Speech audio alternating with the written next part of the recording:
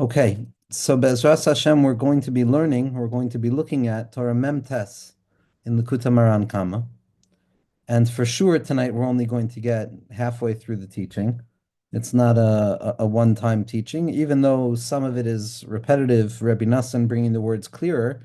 After Rabbi Nassan brings the words clearer, Rabbi Nassan also draws down more Torah that he heard from Rabbi Nachman, which connects the Torah to even farther areas. So to try and rush would be to be mababel the whole thing. So we're going to be patient, which is what this Torah is about. Memtes obviously is at the brink of the Nun Shari Bina. It's when a person reaches the top, and then they come to realize that the next stage is simply going to be the beginning of the next 50 Sha'arim. So this Torah really brings a person into that awareness that whatever level I've been masig, it's ultimately just moving one step upwards, which actually moves the whole system upwards, which means that even though I've moved upwards, I also now have a new territory that I have to ascend, and so I'm deficient in relationship to a new expression. So this Torah is very much connected to the Nun Sha'arei Bina and the Chibur of Malchus and Bina, and so the fact that it's Torah Memtes makes sense that it's that Nun Shari Bina Nivru Ba'olam Kulam Nasan L'Moshe Chaser Achas, that there are 50 Sharim of Bina, which are the 50 questions that are posed by HaKadosh Baruch Hu to Eov from within the whirlwind of his suffering. Those 50 questions that bring Eov back to the recognition of the big question mark at the heart of all things is the Nun Shari Bina, and then a person moves through the Shaila V'Tshuva until they break on through to the place where it's a Shaila that doesn't need a Tshuva because you're operating in an entirely new territory. There's a Maisa from the Heiliger Rebbe of Baruch, the uncle of Rabbeinu, that one of his Talmidim came banging on his door late at night, and the Rebbe of Baruch opened the door, and the Talmud screamed out. He says, "Rebbe, I'm standing on kind of the precipice," and he says, "I've been looking at books, I've been contemplating certain things, and each time I'm able to find an answer to my contemplations, but this time I've come to a question that is unanswerable, and I can't seem to unwedge myself from the stuckness." And the Rebbe of Baruch says, "I know what you've been up to, first and foremost." And he says, "What you've been experiencing is the Nun Sha'arim of Bina. Each Sha'ar is a question and an answer, and each Sha'ar provides an answer to the question that is being posed. But when you come to the Sha'ar HaNun, ultimately it's a question without an answer and it's not written there, but because it's an entirely new system." And he says, the Rebbe of Baruch says, "Come, let us traverse kind of the abyss together." And weiter they went into the new Nun Sha'arei Bina. So we're going to see in this Torah a lot of what it means to kind of learn Bina, learn what it means to be connected to Bina, which is why it's also living with the times in the sense that Yitzchak Avinu is completely rooted in the element of Bina, the source of Bina, the expression of Bina. But at the same time, the full expression of this is Yitzchak and Rivka sending Yaakov to Lavan in order to try and elevate back up these two sparks of Leah and Rachel, which are Bina and Malchus, from within the place of Lavan Ha'arami, of trickery, of imagination, of kind of twisted types of thinking. The Etzem Haluz is referred to by the Zohar Kadosh as Besual Haramai, because it's the one thing that actually lies, because it denies the reality of existence. It says, "No, I'm going to survive death."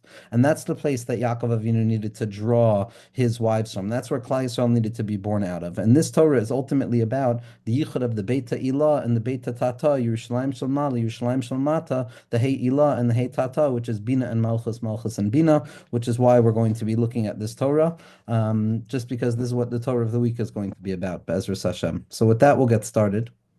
So Lashon Rabbeinu Zachron Lebracha. L'shemesh sham oyel behem v'hu kechasan yotze mechupas. Ki koidem habriya ha'orin kadosh baruch hu ein sof. V'ratza kadosh baruch hu sheyitgale malchuso. Ve'ein melech belo am. V'hu tzrach livroa b'nei adam. Shekablu ol malchuso. Prior to the creation of existence as we understand it, the infinite light of HaKadosh Baruch Hu was infinite, and HaKadosh Baruch Hu desired that there should be a revelation of his capacity towards kingship, and there's no orientation or revelation of kingship without someone who is there to receive that kingship, meaning a nation which is separate. And as a result of that quandary of, in order to reveal the kingship, there needs to be something to receive that kingship and be makabel, that Ol Malchus Shemayim. So Hutzrach Livroa B'nei Adam. So HaKadosh Baruch Hu needed to create human beings, creation, which would be there to receive his kingship, to testify to his kingship, and so that HaKadosh Baruch Hu could have that unfathomable desire of expressing his kingship in the lower realms themselves. Sheyikablu ol malchuso. And again, the language of Hutzrach obviously is not Hutzrach. It's necessary because HaKadosh Baruch Hu decided that it should appear as if this is necessary. But as we saw in Torah, Nun Beis, Haneir Balayla, that ultimately the only mechuyev hametzius, the only thing that is fundamentally necessary is the existence of God, devoid of any need for revelation. And as the Ishbitzer Tzaddikim say, this klal of Ein Melech Below Am, that God needs otherness in order to reveal the deeper level of his unity, is also just something that HaKadosh Baruch Hu decided to throw into the rules and regulations of existence, but not because that's a necessity, not because it's a philosophical postulate that can't be shaken, but because Kach Allah Beretzono, that there should be creatures who can receive his kingship. V'hiskalus malchuso I efshar lahasig eladei hamidos. Now, Hakadosh Baruch Hu wants to be megala his malchus. What's this malchus? This is what we refer to as the malchus de Ein Sof kavyachol. The Arizal hints to this notion of these eser spheros hagnuzos b'ma'atzilon, these 10 concealed spheros, which are not spheros and they're also not spheros. They're prior to the system of emergence that we see in the writings of the Arizal, but they're fundamentally developed in totality in the Talmidim of the Arizal as well, especially Mahari Saruk and in Hasidus as well. These are what the Rebbe, utilizing the Rebbe Rashab as well as the Rambam, terms as Metzias She'ein b'Metzias. It's a non-existent existence. These things are real, but they're not real in the way that we measure things as being real, but there's still the possibility, the potential of God revealing himself by way of limitation. For the infinite to be truly infinite, it also has to have within itself the potential capacity to expressing itself by way of finitude and through limit, which is a paradox because how can the limit emerge from the unlimited? Elama, there exists the potential towards limitation that is completely subjugated to the light of infinitude, so it doesn't have its own particular identity. But once the tzimtzum takes place, there's this emergence of this potentiation towards existence or measurement that eventually congeals into what we understand as the tzimtzum. That is the tzimtzum, the revelation of that potency towards limitation that existed by way of non-existence, metzias she'eina b'metzias, within the unlimited, what's referred to as the koyach hagvul b'bilti gvul, the potential towards limitation in an unlimited form that exists within the unlimited in a way that its existence does not negate or do anything to take away from the fundamental unity and infinitude of the original source. It's like the light that is contained within the luminary, that prior to the emergence of the light out of the luminary, where it takes on a shape as something that illuminates, it is completely mevutol b'tachlis habitul. It emerges later on and it comes into existence. So what does it? Is it self-generated or does it come down by way of hishtalshelus, of ilav alul? And so we say that it's the emergence of the potential from within that infinite space where potential doesn't actually mean anything, that as it gets concealed and as the original light gets concealed, the limited principles of that original light reveal themselves.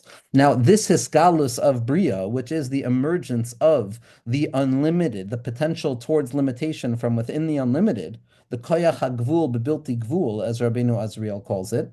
So when this emerges, it doesn't mean, oh, the absolute infinite is now removed from the scene, and now what we have is this notion of limitation that comes out as if it was sent out from the unlimited. Rahmana litzlan mehadaisa. Every ounce of revelation is in and of itself the externalization and the impossible revelation of the infinite itself, revealing itself by way of finite, so that it maintains its essential identity as infinite, yet nevertheless, the vessels which express themselves by way of finitude are not negated. We don't say they don't exist, even though they are fundamentally simply just revealing the infinite light. And that's what the Arizal refers to in Shar Mem Beis when he says there's a notion of malchus de Ein Sof. Malchus de Ein Sof means the potential towards the desire for HaKadosh Baruch Hu to express himself externally prior to the tzimtzum. The notion of a malchus de Ein Sof also implies, as the Ramak points out, 9 upper spheros as well, because you never have a malchus without chachma, bina, das, chesed, gvura, tiferes, netzach, hod, and yesod. So what happened to those other spheros kavyachol that are metzias she'eina b'metzias? They're gunus b'ma'atzilan, because all we know is that there's infinite levels above. What it means is that, as Rav Menachem Mendel Shklov points out, the only midah of HaKadosh Baruch Hu that needs the other on a certain level to fully reveal itself is the midah of Malchus, is the recognition of creation itself, recognizing that it is simply emergent from within the Creator. And when creation comes to terms with the fact that it is simply a spark that has emerged from the luminary and that it is revealing the spark, the flame in a deeper way, so that's Kabbalah Sol Malchus Shemayim. That's when Malchus Ein Sof is Niskala, and every moment that we reveal the light of HaKadosh Baruch Hu, we're being Mekayim that Tachlis. But this is what Hashem needed to reveal. He revealed the Malchus Ein Sof Kavyachol. There was Vayihi Ra'av Ba'aretz. There was a hunger in the land. Zat Tehelaga Arizal in his beer on Megillus Rus is that Vayi Ra'av Ba'aretz, Aretz, the land is Malchus Ein Sof. And there was a hunger there because there was something deficient. What was deficient there? It was inability to reveal itself externally because there was no hishtokakus, there was no tzimtzum. And that desire for Malchus Ein Sof to reveal herself in the guise of existence was what created the original tzimtzum. That's Vayi Ra'av Ba'aretz. There's a hunger, there's a craving, so to speak, of Malchus Ein Sof Kavyachol to be Meskala, and that takes place through us saying Shema Yisrael and from us being Makabel Malchus Shemayim and from us carrying out our individualized roles as Malchus as well. The Hiskalus Malchuso efshar lahasig ela al yedei hamidos. But when we're dealing with the loftiest levels of HaKadosh Baruch Hu's light, it cannot be revealed as is because it will be blinding in its kind of illuminescence, and therefore there has to be midos. Midos, by definition, mean measurements. They mean applying limit and measure to something. Midas Yamai, as Eov teaches us, the measure of my days, time and space. Time means that it's taking place now and not then and not afterwards, from our conscious perception of it. Memela, it's limiting. Sha'ayidei hamidos masigim elokuso. It's specifically through the midos and the enclosing valves and the containment valves of the midos, of the spheros, of the olamos that conceal the infinite light of HaKadosh Baruch Hu as it's revealed through Malchus Ein Sof, but that concealment is so that we can actually grasp it. It's a concealment for the sake of revelation. It's like a levush. It's a garment that covers over the bare essence of something, thereby concealing it. But it is the very act of concealment that enables the individual to then grasp it in a graspable way. It's not the thing in and of itself. It's concealed under a levush, but that's the paradoxical dynamics of the levush. It's a concealment for the sake of a revelation, because the pure revelation of the thing without a levush would be revelation for the sake of concealment. I'd be blinded by it. So the delicate nature of, and again, this levush, these midos are just what the tzimtzum is. It's all happening kind of level by level on the same kind of process. That's why the tzimtzum is referred to as kahaden kamsa de levushe minayube, like the skeleton, the exoskeleton of the locust who garbs itself from inside of itself, meaning the levush, that's kamo lavesh, that's bashkamalu, baruch shem kavan malchus alamvad is kamo lavesh. It's us trying to grapple with the secret of tzimtzum, which I have to do in my mind right now to go weiter in the Torah. Chevra, with me? Say there, let's go weiter. It's specifically through the midos and the containment valves that enables us to grasp the godly light of HaKadosh Baruch Hu. And we can come to know naturally with knowledge that there is a master of the world who both runs the world and directs the world and is in control of the world. That HaKadosh Baruch Hu is in charge ultimately. That's the Gilui of Malchus. And that was precipitated by its Tzimtzum. And what the Ari says, and the Rabbi Nachman is using the basic teachings of the Ari in Eitz Chaim now, that when HaKadosh Baruch Hu was mitzamsem his light, he moved it over to the sides. So it was filled and he pushed it out to the sides to create a vacant space, so to speak, within the inner interiority of the circle itself. V'nishar chalal hapanui. And what remained at the center point of this circle that was originally saturated with the light of God, but now it's been moved and folded back to create kind of this empty place, or an apparently empty place, which we learned about in Torah 64 as well, which is not really empty. And what appears to remain is an empty void. And within this empty void, ubetoicha chalal hapanui, bara ha'ilamos ve'hein hein midosav. So this tzimtzum, which was the revelation of HaKadosh Baruch Hu's Malchus Ein Sof, the beginning of Hashem's desire to create the world, that's still far too lofty for the human mind to comprehend or even begin to grasp. It's only through the Seder HaShtalshalos of the tzimtzum and the emergence of the worlds and the Igulim and the Yosher that brings us down to the worlds that Rav Chaim Vital describes, which are Adam Kadmon and Atzilus and Bria and Yitzir and Asiya. All of these things are the levushim. They are the containment valves that reveal the light of HaKadosh Baruch Hu by way of their concealment itself. And that's all taking place within this void. Those are the midos. And now Rabbi Nachman kind of revs up. V'halev hu hatzayir shel hamidos. Now we're going these midos, right? These containment areas, these things of measure, these things that are not any other thing. When something has its own dimensions, that defines it as not being the other thing that has different dimensions. And that proliferates difference. The reality of difference comes about by way of the separation that is engaged, where each thing owns its own limitation and its edge, kind of like tzitzis, that it's only when there's a corner that tzitzis can be connected to, as Rabbi Nachman ends this Torah with. And so these midos that HaKadosh Baruch Hu needed to create and reveal so that the infinite light of HaKadosh Baruch Hu could be revealed down here in a way that we can grasp HaKadosh Baruch Hu's kingship in some thematizable way of knowing that he's in charge of all things, this also takes place within each and every one of our hearts. Just as HaKadosh Baruch Hu is being mitzamsem and creating an empty place so that the creation of worlds can take shape, in that halal hapane, which can be referred to as the lave of HaKadosh Baruch Hu kavyachol, so too it's taking place and shape within the individual themselves. Anytime a person has a hisayrus to create something, anytime a person has an orientation towards something new, there's an overwhelmingness, there's an infinite light of the self that saturates all possibility, and there's no place to move to get a frictional grasp of starting something new. In order to start something new, there has to be a previous moment's end, because if my mind was saturated with the previous moment, then there's nowhere else for the next action to go. Mamela, there has to be a tzimtzum within the self as well, and that is going to take place within the heart. And just as a Kadosh Baruch Hu has to create those midos within the heart, so too we have midos within our heart. And just as Hashem has to be mitzamsim those midos in order to create a place for existence to give birth to midos, so too Ish HaYisraeli has to learn the secret of tzimtzum, of calming the burning desire and the all-encompassing flame that can occupy a person's mind, heart, or body when they focus in on what the truth of the truth actually is. And a person has to be mitzamsim so that the world could exist and that we can function as normal human beings after reading the words of Rabbi Nachman or really any of the tzaddikim. So Rabbi Nachman says as follows: the leiv hu atzayir shel hamidos. Where do these midos take shape? Where is the factory? What refines these midos? What gives each thing its measure? That's going to be found in the heart. The heart is the place where the shape of the midos and the measurements and the concealing elements that give us access to Hashem are going to be born. Hainu hachachma shebelev, meaning to say the wisdom of the heart. What Rabbi Nachman is hinting to here, he's not even hinting, he's saying explicitly, the leiv is bina. The leiv is bina. And one can think that it's only in bina, in severity, that the shaping is taking place. But what Rabbi Nachman is saying is that it's the chachma of the heart, meaning it's the chacham bebina. As the Sefer Yetzirah says, there's havein bechachma, there's a reality of the heart within the mind, the chacham bebina, and there's the reality of the mind within the heart. Rabbi Nachman is not calling for the abjugation of the mind for the sake of a pure emotionality and working in the emotions. Adarabah, ipcha mastaber, Rabbi Nachman understands fundamentally, as he reveals in the first teaching of Likkutei Moharan, that there is nothing more important than the mind.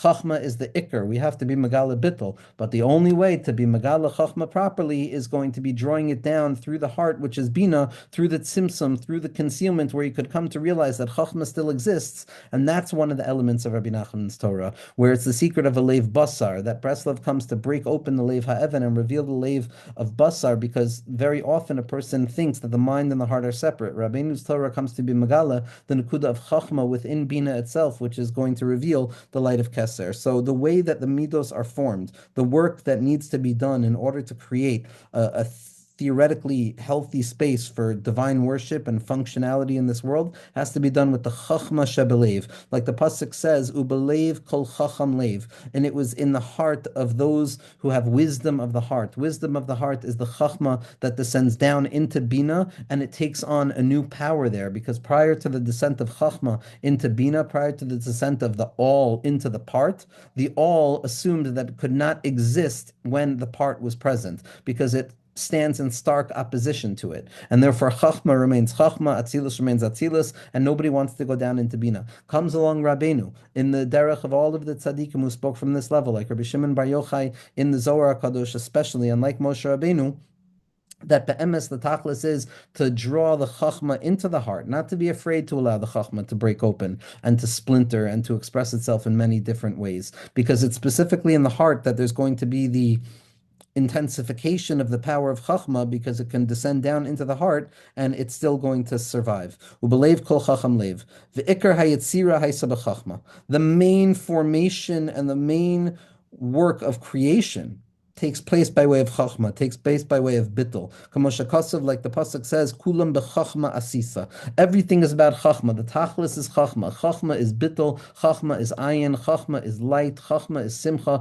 Not simcha. Chachma is tainug and menucha and a presence of mind. Bina very often appears to be the opposite of it. Everybody agrees. The tachlis hayetzira, the beginning of creation, is all with chachma. Like the pasuk says, kulam b'chachma asita, nimtza shahalev hu hatzayer. So it turns out, because chachma is the most important thing, but it's a chachma that has to create a formation, and therefore we see that it's the chachma within the leiv that is going to be the most important thing, because very often bina is the heart. And Rabbi Nachman is saying, the ikar is chachma. How do we know? Because it's being expressed in the heart. Adrabah, ipcha mistaber, that should mean that it's bina. Elama, it's the secret of chachma within bina, which is drawing down chachma down into the kelim to reveal its true potency. Nimsa sha'alev hu atzayer. The leiv is going to be that place that forms the midos through which we experience Hashem's revelation by way of tzimtzum, so that we can grasp Him. Kamosha Kosov, like the pasuk says, tzur levavi. Hashem says about His own heart that it's the place of formation, the place of creation, the place of development of midos, of dimensionality, of separation between one thing and the other, where each thing is felt in its thingness and it's not the other thing. That's in the place of the heart. The heart is the nun shari bina. It's the splintering apart. It comes down from chachma, which is the lamed beis nesivas chachma. Chachma is unified. How does chachma come down to bina? The secret of the lamed beis nesivas chachma is the secret of bina that exists within chachma. And that bina that exists within chachma, which is the lamed beis nesivas chachma, which is the leiv, which is the bina of chachma, that descends down into bina, and that expresses itself as the chachma within bina. So you have the limitation of chachma emerging and becoming the chachma within limitation. So there's a deep bond taking shape at all of these levels. Kulam b'chachma asita. Nimsa shalev hu atzayer kameshakasev tzur levavi. And when it comes to forming emotional intelligence, when it comes to creating our worlds and learning from HaKadosh Baruch Hu how we create our worlds, by properly regulating our emotional wavelengths in which we delicately balance chachma and bina, the whole and the part at once. So naturally, in such a delicate thing, we're going to find is yitzir letav, v'ish yitzir lebish.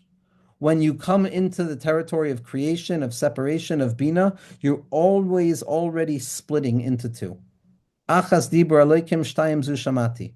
If chachma is a davar achad, then bina is mevin davar mitoch davar. The heart, yes, the brain has two parts to it theoretically, but ultimately it's a unified thing. The heart ultimately appears maybe to be a unified thing, but it represents two different properties within the individual. And so when it comes to the formation of the heart, we find a creation for good and a creation for bad.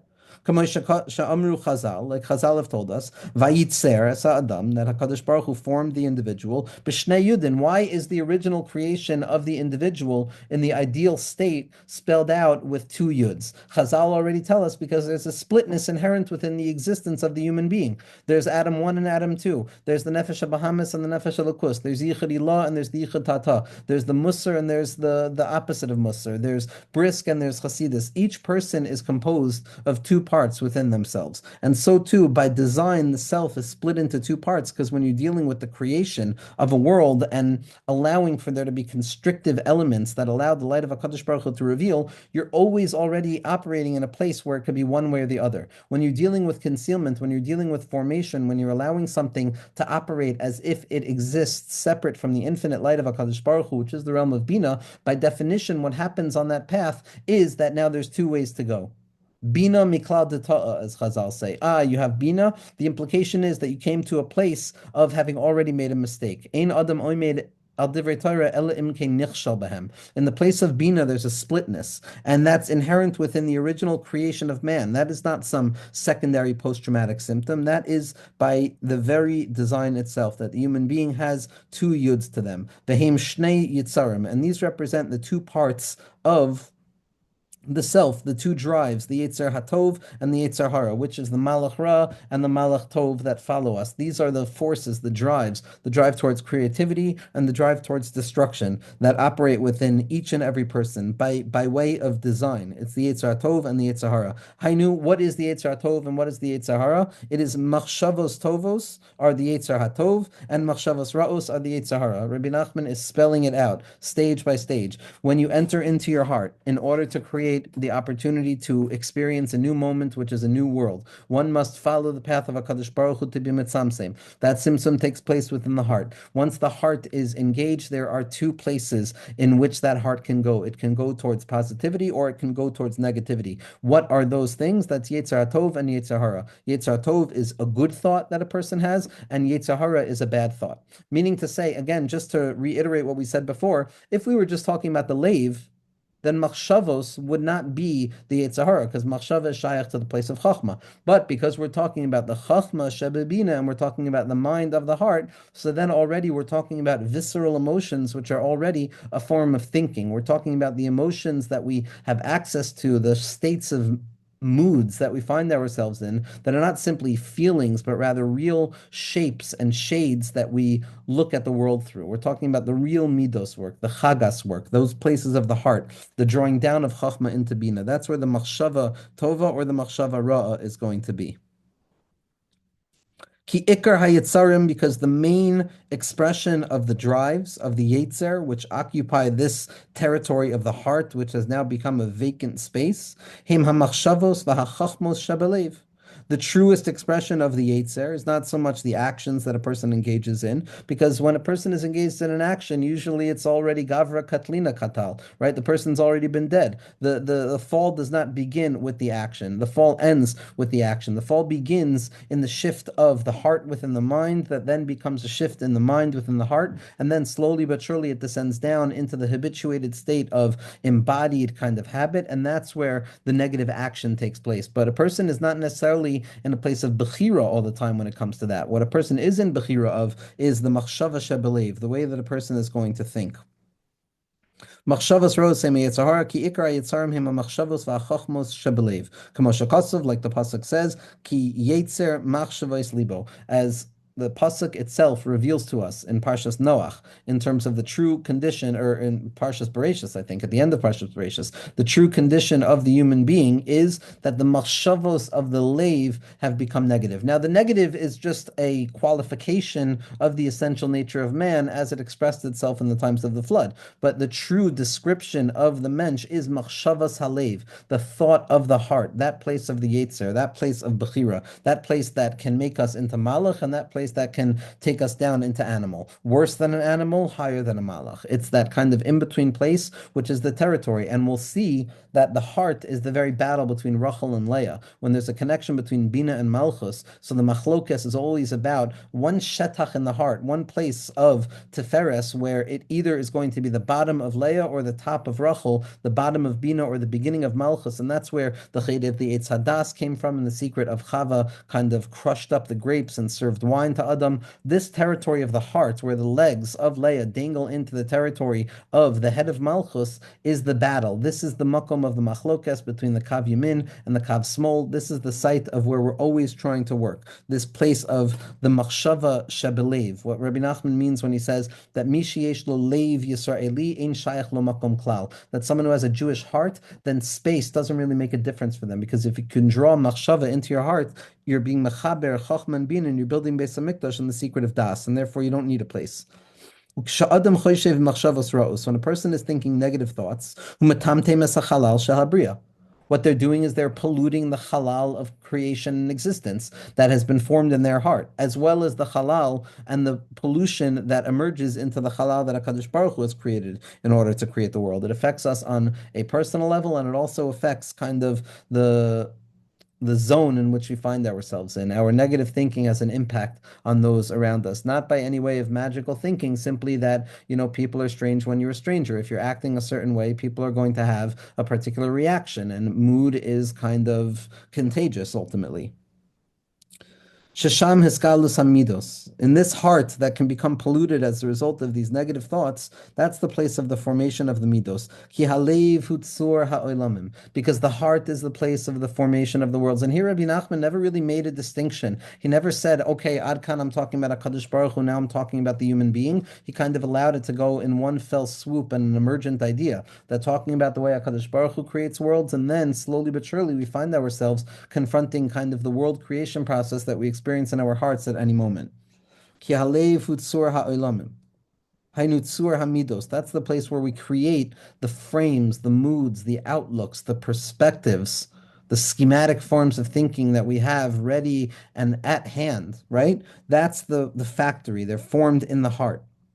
Ki alev hu tzur ha'olamim, hanu tzur hamidos. Ki lefi or lahaviyut halev shel ish ha'yisraeli, I efshar lehisgalus mehamidos. Ki or lahaviso hu ad ein soif, hanu ein soif ve'ein tachlis l'tishukaso. So here Rabbi Nachman is adding a very important piece. Why do we have to, I understand that Hashem has to be mitzamtzim as infinite light in order to create the chalal hapanui, which serves in opposition to allow the infinite light to reveal itself better. But when we're abstracting the notion into human experience, why do we have to be mitzamtzim our midos? I understand, think good thoughts. Right? Don't think bad thoughts, but why is there a tzimtzum that has to take place in the formation and the creation of a world, which means a moment of attention with my mind, heart, and body, where a person can actually say, Ani kan achshav, I am here right now, I am aligned, I am recognizing the tachlis of Brias HaOlam resolves upon this moment of being masig, the light of HaKadosh Baruch Hu, as the manhig habira, that HaKadosh Baruch Hu is echad yachad umiyuchad haya hoivev yihiyah, he was, is, and will be, he created the world, he perpetually is creating the world, he gives sustenance and upkeep to the world. Without him, there is no world. It's not that it would be destroyed, it would cease to exist, right? So why is it that there has to be a tzimtzum? And so what Rabbi Nachman explains is that the heart of a Jewish person, in truth, denies the ability of midos taking shape. Why? Because the heart of a Yid is also an infinite thing. There's an infinite desire. There's an infinite burning hope, a restlessness wherever a person finds themselves, because the deepest part of themselves is yearning for something else. It's not something that can be satisfied, which is where a lot of the issues come from. But the more we learn to accept the impossibility of satiety and satisfaction as a feature rather than an issue, we'll come to better learn how to approach it. But the heart of a Yid is perpetually burning with an intense desire, whether it knows it or not, conscious or unconscious to the unconscious, whatever the levushim are. But there's a burning desire to reach upwards beyond that which a person is experiencing, with the fundamental knowledge of, I don't know how, what, or where, but I know that there's a moreness that is meant to be here. There's an ode. There's something else that's meant to be here. There's a little bit more that must be revealed. A higalena, a desperate cry, mimamakim krasicha Hashem, from the two depths of the heart, the Yetzer Tov and the Yetzer Hara, that recognition, that wordless cry, right? That wordless cry that cries out, that infinite intensity of the heart, whether it's felt or not felt, actually is operating like the infinite light of HaKadosh Baruch Hu, and it blocks the possibility of the emergence of midos. And therefore, just as HaKadosh Baruch Hu Kaviyachal has to be mitzamseim, his infinite light, in order to reveal the Chalal HaPanui, so too we have to condense and remove and isolate the infinite craving and yearning. And again, this has very practical expressions. For some people, they can't get a task done because they're already thinking about how it's not going to be perfect and all of the other tasks that they need to accomplish. And that's also an expression of the Lahaviyut Halev. Or if a person is trying to cultivate a perspective in a relationship, and they're consistently bombarded by that sense of dis-ease within themselves, and they think, oh, this is not normal, I have to overcome this. No, that's the lahaviyut halev that wants something that this world doesn't offer. The moment we think that the lahaviyut halev can ever be satisfied is the moment we fall into the traps of addiction, and it's just waiting for the object to arrive.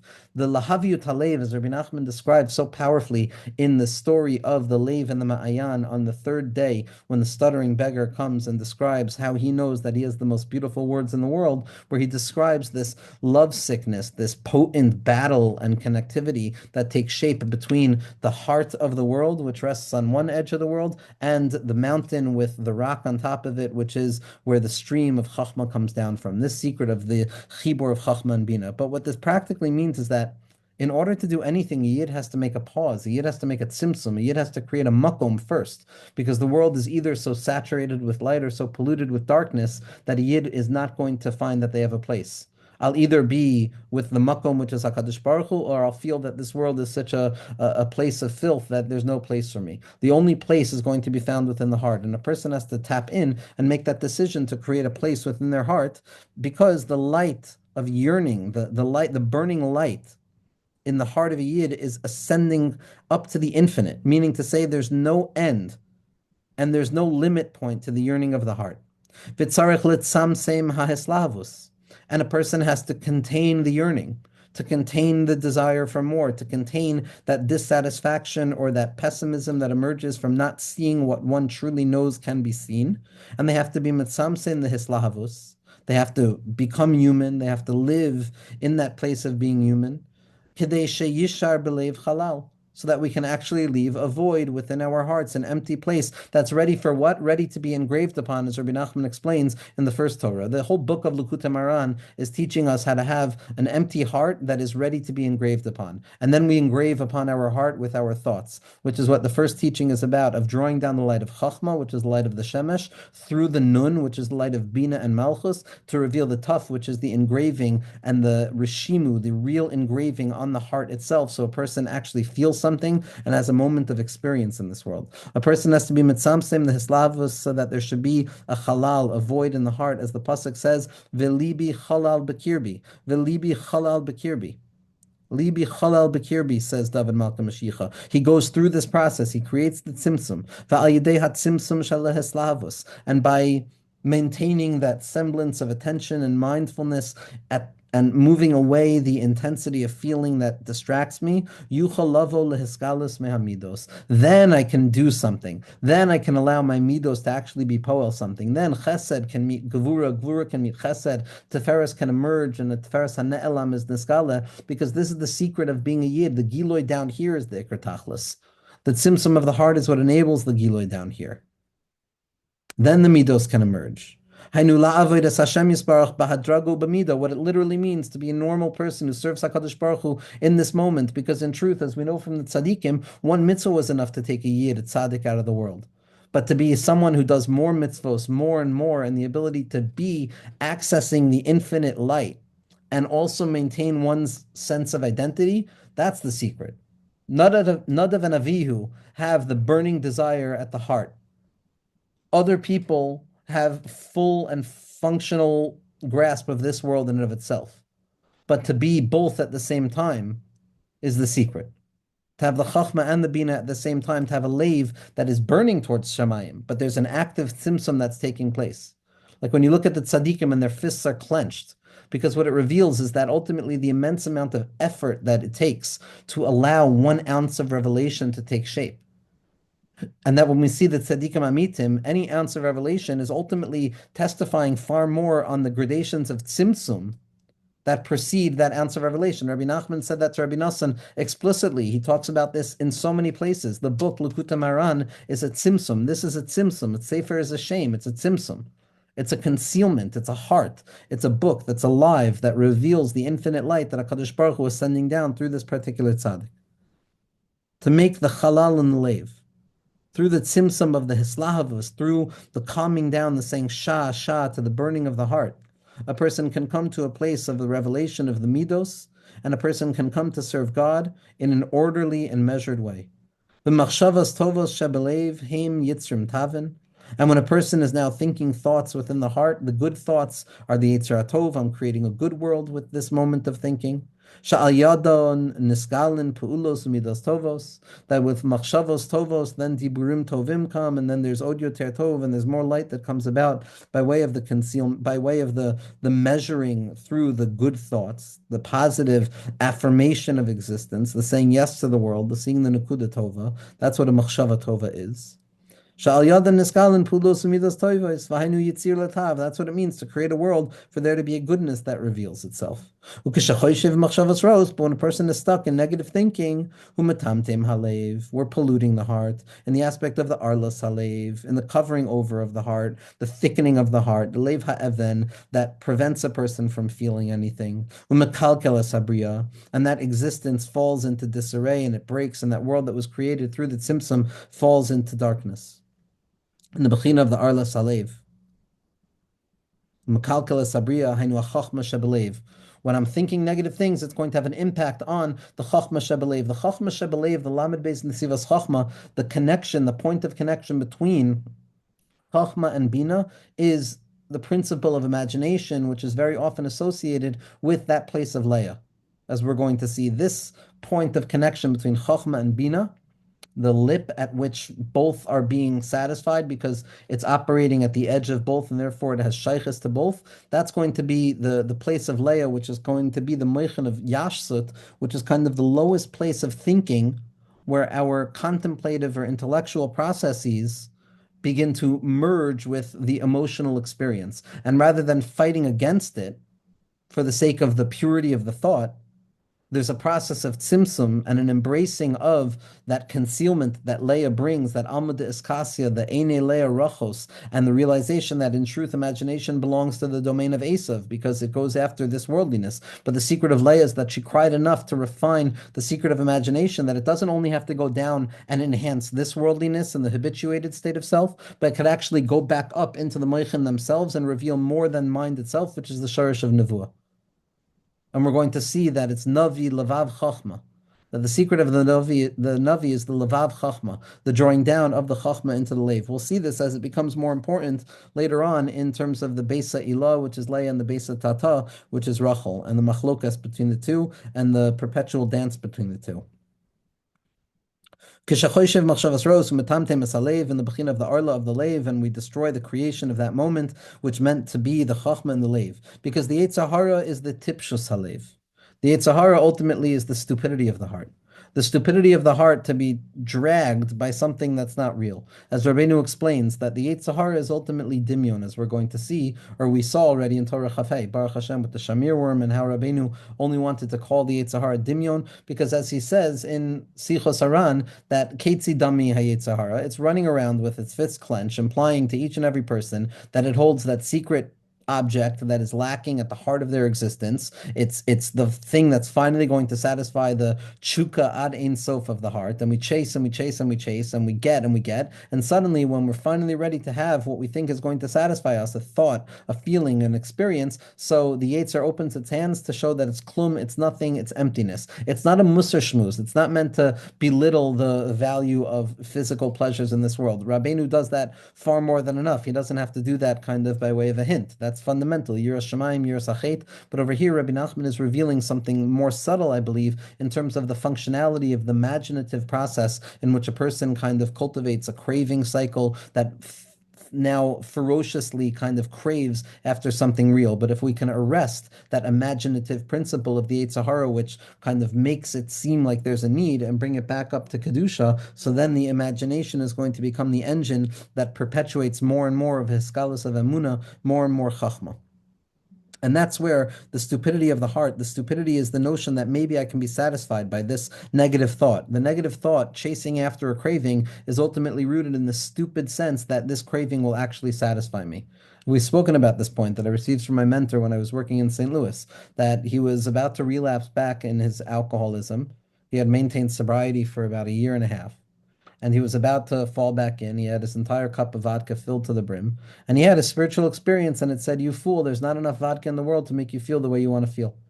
And then he put his alcohol down, and he maintained sobriety for the next 28 years. Meaning to say the tipshus halev, the machshava, and the ruach shtus is the notion that we can maybe be satisfied. And then a person goes and they chase after whatever thinking, feeling, or action that they do in the hopes that they're going to be satisfied. And then suddenly, when they actually experience a moment of theoretical satisfaction, inherent within that is the hopelessness that is induced by way of the recognition that I can never actually be satisfied. And then we remember that really well until the next time the Yetzer comes along, saying, no, you can be satisfied, and then we become stupid again with the tipshus halev.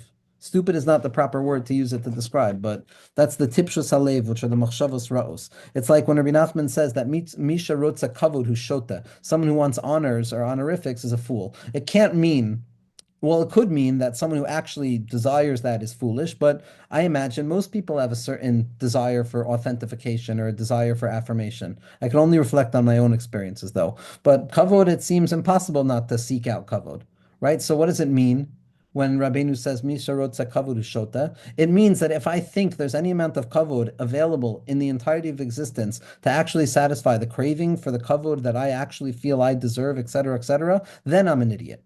Then I'm a shoita. The shtus is the imagination that there can be some element of satisfaction. It's not the problem of desire. Desire is a fundamental drive. It's the notion that desire can actually lead to the satisfaction of where desire is coming from. Desire is not coming from a place that seeks satisfaction. That's hunger. That's something different. Desire is an imagined need that begins to express itself by way of imagination through the midos to the point that it congeals into an actual urgent need. It's a want that develops into a need.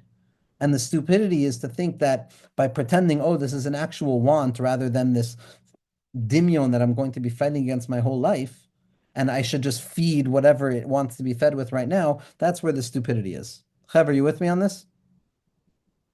Let's go a little bit weiter. Nimtza, it turns out, when a person thinks positive thoughts in their heart, how to serve Hashem, meaning not thoughts of serving Hashem, thoughts of how to serve Hashem, preparatory thoughts.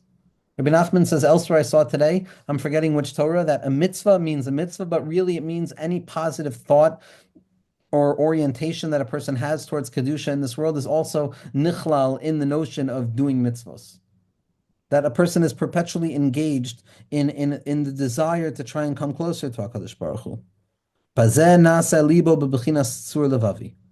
By way of thinking good thoughts and populating that empty space within our hearts with positive thinking and positive things, we create a world. B'chinas libi chalal b'kirbi. In that empty place within my heart. Shabatoicha chalal yiskala pu'loisav. And then a thought can be revealed. Then the neshama can be revealed. Just as HaKadosh Baruch Hu could reveal his infinite light, so too, Kavyachol, the individual, can reveal their thought now. By way of the measurements and the tzimtzumim of the midos and the emotions, which are very often where we feel most human and we feel that it's the hardest place, but in truth, it's the very place that makes us far greater than the malachim. This territory, the chesed, the gvura, and the teferes. The bottom of the seichel that becomes the seichel of the emotions. The lowest part of the mind that becomes the highest part of the heart, that place of Leah, that place of the machshava of the Lev. And through my actions and through the measurements and the traits and the development of these individualized frames, I have the opportunity to be Makabel Malchus Shemayim, to accept kingship upon myself, which is the fulfillment of the desire that HaKadosh Baruch Hu had at the heart of the beginning of the creation of the world. V'zeh Perush, and this is the explanation of the pasuk in Tehillim, Parak Pei Zayin, V'sharim K'choylelim. What does it mean, V'sharim K'choylelim? V'sharim zeh b'chinas Hiskalis HaMalchus. Hiskalis HaMalchus is Sarah, like we spoke about last week, in Torah Kuf Samach Gimel 163, that each person has their own Malchus, each person has their own Sarah, and how we spoke on Parshas Chayesar in the Zohar Shirim, and how Sarah, which is the secret of Ruach HaKodesh, gets buried within the Afar, which is the secret of Dimyon, and that's the secret of Leah.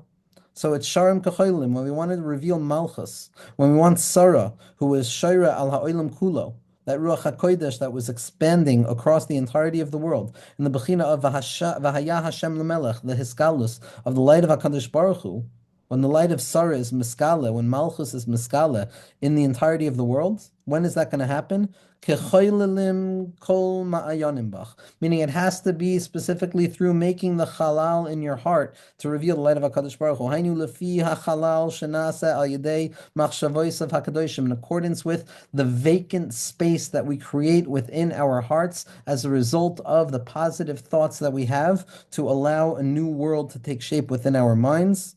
Kain Hiskalis Malchuso. A person has to see in Avodas Halevi, Chelek Beis, in Avodas Halevi from the Straselia, and Chelek Beis, in the Drushim on Shmini Atzeres, there's a drush there on this pasuk, V'sharim Kachoylelim, all about Leah and Rachel and the two tzimtzumim that a person has to make in their minds, in their hearts, and in their bodies, so to speak, where they create a space for the light of HaKadosh Baruch Hu to be revealed. And it's very, very much makosher to this Torah. I think that we can let's do Os Beis, and then we'll finish up for now, Bezras Hashem, and we'll finish the Torah on Thursday. V'zeh b'chinas la'avdo b'chol levavchem.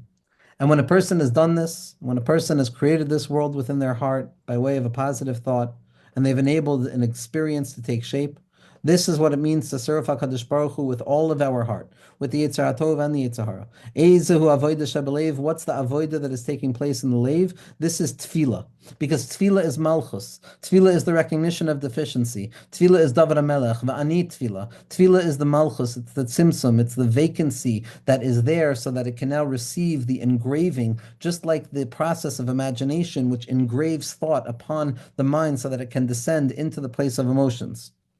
It's the secret of tefillah, that ani tefillah, because the tefillah is the bechin of Malchus David. The ani tefillah. And where does David come from? David comes from Leah. This place of David Malka Mashiach comes from the place of Dimyon B'Sharasho. Tefillah comes from that place. The ani tefillah. The ikra tefillah tali b'leiv. And the main point in tefillah, as Rav Chaim Brisker points out in his Biurim on the Rambam, when it comes to the first bracha of Shmona Esrei, the ikar is the kavanas halev. Without kavanas halev, there's a certain element that it's not al shem tefillah. Shiyasim kol libo aleha, that a person should take their heart and their attention and their feeling and direct it onto the letters themselves, to place themselves fully into the word. Shelo yihiyeh bebechinas bisvasam kavduni v'libam rachok mimeni. That a person shouldn't be in the aspect or in the way of my lips are there with you, but my heart is far from me. Because the prayer that takes shape within the heart, even prior to the emergence into the peh, we know that for Rabbeinu the peh is the ikar, but there's also there's osios hadibur of the machshava, which is the place of Leah. The place of Leah is osios hamachshava, the language of thought, the thought constructs that we develop. It's very difficult to pay attention to it because it's chattering nonstop, literally, as Rabbeinu says. It's like the second hand on a clock that's not meant to stop, but the only way to deal with it is to deafen it completely, so now it's there, but we just hear this kind of silence, which is just the riboy of our machshavos. And the only way to get to a real thought is to be mashkit, to silence all of those other non-felt thoughts and to create a chalal panui in the mind that can access HaKadosh Baruch Hu. That's the place of tefillah. When I say a word of tefillah in my heart and I say, HaKadosh Baruch Hu, help me. HaKadosh Baruch Hu, help me feel okay in this moment. Help me be okay in this moment. Help me be confident. Help me be calm. Help me be patient. Help me be loving. Help me be okay, not being right, etc. Those are the tefillos in the leiv that create the giloy of the malchus within the chalal panui, within our midos, within the world that we find ourselves in this present moment. Be'ezras Hashem, we will go into the next shlav of the Torah. It could even be that this will take 3, but I'm not sure. Maybe we'll give 3 this week on it, and we'll go weiter. Be'ezras Hashem.